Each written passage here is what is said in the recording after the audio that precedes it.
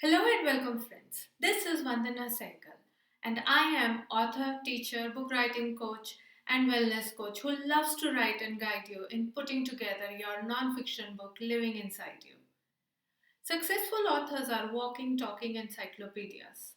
For aspiring writers, learning from those who have already walked the path can make the journey less scary and far more rewarding.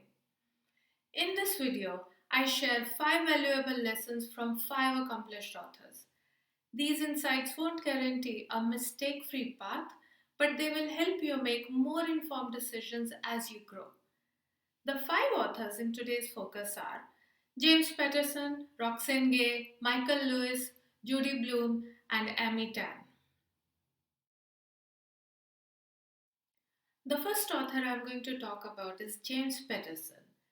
James Patterson has written more than 200 books, and he talks about combining your passion with developing it into a habit. What he says is that when you go over the mountain to work, you have got to be singing. In his words, I am singing on my way to work every day. If there is a problem, then something is wrong. When you write to be an author and you are not enjoying it, then there is definitely a problem. There are two kinds of pain of exhilaration and pain of exhaustion. What is pain of exhilaration? It means you enjoy writing so much that you want to do it for your living. It brings satisfaction and happiness to you. It brings so much joy to you that you don't mind devoting yourself to the craft. You're ready to learn, you're ready to accept feedback and even improvise in it.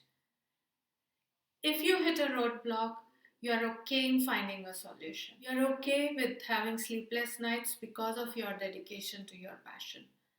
That brings fatigue in body and mind, and that's the time you need to lie down and refill your spirits so you can be ready to work on your passion again next day. On the other hand, the pain of exhaustion shows that you are pushing yourself to write, either because it seems impressive or because you wanted to give it a try to see if it is your passion. And when you realize that the process isn't easy, you feel like giving it up. By the end of the day, you're mentally and physically drained and the joy is missing. If you are not singing as you arrive to work, in this case, you're writing, then there is a problem. You need to consider whether you are in the right profession. But if it is the pain of exhilaration, then one day you would not realize when your passion became your habit and your life. The second author I love to talk about is Roxane Gay. According to her, when you back your ideas up with evidence, you tell your reader, I respect you enough to tell you that I am an authority on this topic. She suggests that every author should do a good amount of research before starting the writing process.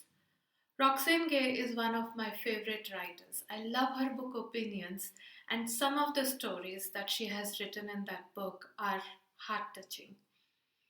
When I heard Roxane say that research is a way to respect your reader before writing anything, I completely agreed to her as a writer and a reader. When she says, back your ideas up with evidence, this means providing facts, examples, statistics, or expert opinions to support what you are saying, and not just sharing your personal opinions or assumptions.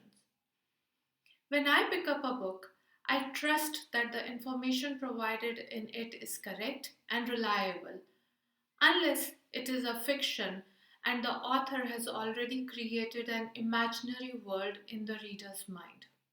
When I invest my time and money into reading a book, I expect that the author isn't misleading me.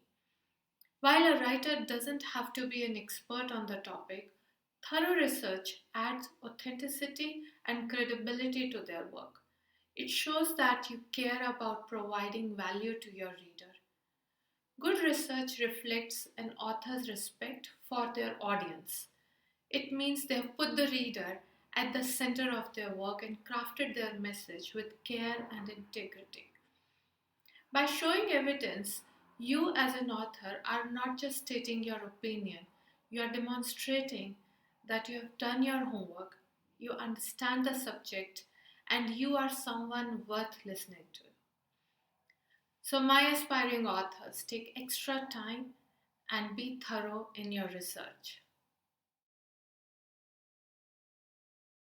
The third author I'm going to talk about is Michael Lewis, and I will discuss his perspective on finding your story. Michael says the biggest mistake a writer makes is thinking that material is inside them as opposed to outside of them. Many aspiring authors I meet are waiting endlessly for a brilliant idea to strike them, as if inspiration will suddenly arrive out of nowhere and then they will go viral. While it's possible for powerful stories to come from within, but that often requires deep emotional work. You confront your pain, you unpack your experiences, and even find the courage to share them. In one sentence, you become vulnerable. But there is another overlooked source of inspiration. It is the world around us. Ideas are everywhere. They are floating in our conversations, in the headlines, in the struggles and triumphs that we witness every day. Many great writers pay close attention to what's happening in the world and build their story. They bring their unique perspective to issues that already exist, and that generates a spark of ideas. This is exactly how my first book, I Love Myself, was born. When I moved from India to Sweden, I noticed a major cultural difference in many things, but especially the mental wellness area. Here in Sweden, people spoke openly about mental health, about anxiety, depression, stress, and burnout without any fear of judgment. There were systems in place to help, and support was easily available, and it was normalized. That openness moved me. I realized how different it was from what I had grown up with, where such topics were often brushed under the rug. The contrast gave me an idea. What if I create something for people who don't have access to these conversations or resources? What if I write a book that offers tools for self-care and self-love?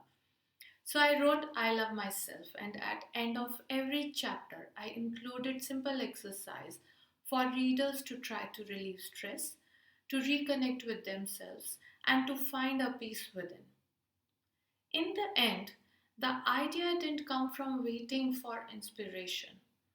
It came from paying attention to my environment, to the people around me, and to understand what was missing. The fourth author I'm going to talk about is Judy Blume.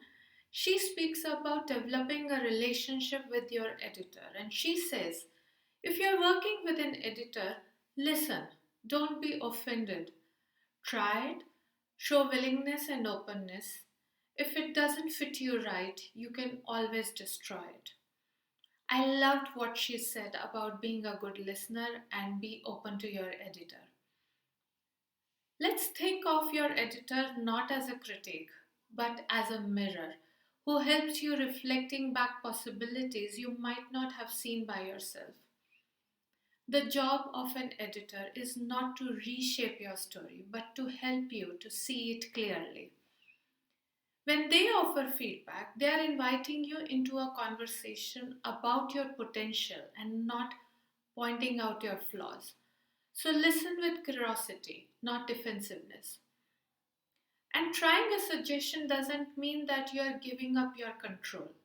It means you are open to explore new creative angles. Even if you end up discarding the change, the act of experimenting can lead you to something better than your version. The best authors are not just great writers, they are open to collaborations. And sometimes The magic is not getting it right at the first time, but is in being willing to evolve. The layout and the cover of my second book, Right, always receives compliments, and all thanks to my editor. She gently guided me and made suggestions that never came to my mind. I listened to her. She suggested introducing an illustration of a quill at the end of the title and also at the end of every chapter. This simple thing made the layout beautiful and it uplifted the look of the whole book. And I am grateful for that suggestion to her.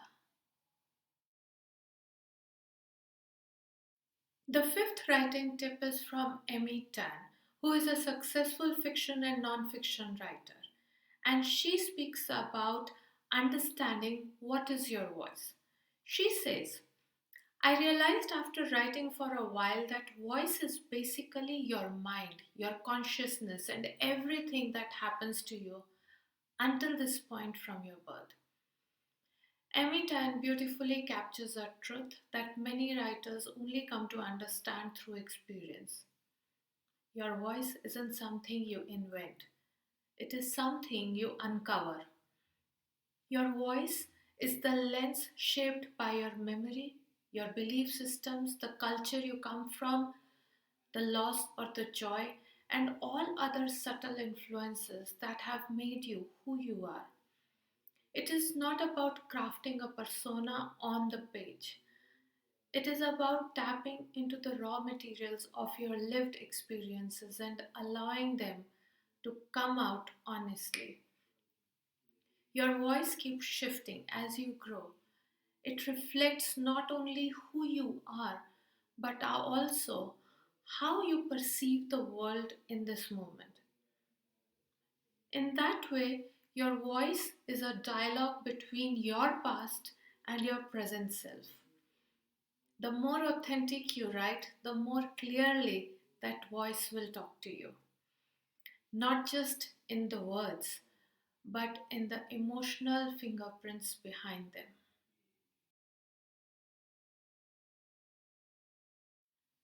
So these were the tips from 5 successful authors that has really helped me in shaping my writing journey. There is an additional tip I want to share with you from my learning, from my journey, and that is writing is a skill that can be learned. What you bring in is your soul. This truth holds immense power for me. Writing as is a craft, like playing an instrument or learning to cook. You can study it, you can practice it, and get better with it over the time. Sentence structure, storytelling techniques, grammar, punctuation, and pacing, all that can be learned. But the part no one else will teach you is to bring your soul into the page. That's what makes your story yours. Your perspective, your empathy, your emotional resonance. These come from inside. They can't be manufactured or they can't be mimicked. You're not just arranging words, you're offering a piece of yourself onto that page in that story.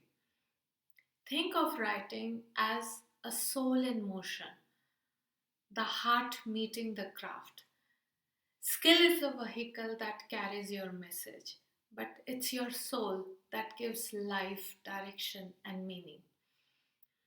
Many writers worry that they are not talented enough, but talent isn't what makes writing powerful. Truth does. Your soul doesn't need any polishing, it just needs presence, it needs authenticity.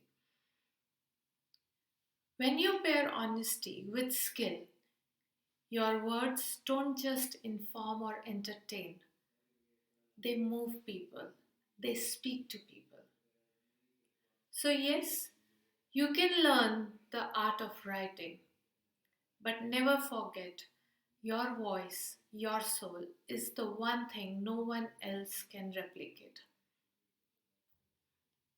So these were the 6 tips from 6 authors, and I hope you picked up at least one valuable learning that will support you and make you a better writer. If you like this video, subscribe to the channel. It helps me to keep going. See you in the next video.